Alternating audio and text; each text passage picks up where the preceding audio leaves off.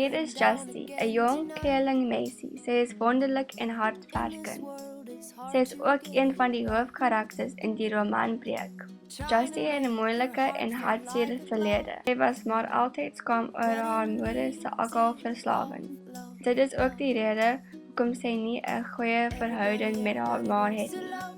Na skool het Justy binnehuisverseding op Technikant gestudeer. Sy werk ook by Prisma Tydskrif. Justy se karakter is belangrik omdat sy 'n verhouding met die hoofkarakter Tom het. Sy en Tom het in die wassery ontmoet en daarna het hulle verhouding versterk. Justy is baie verlief op Tom en hulle verhouding is ernstig.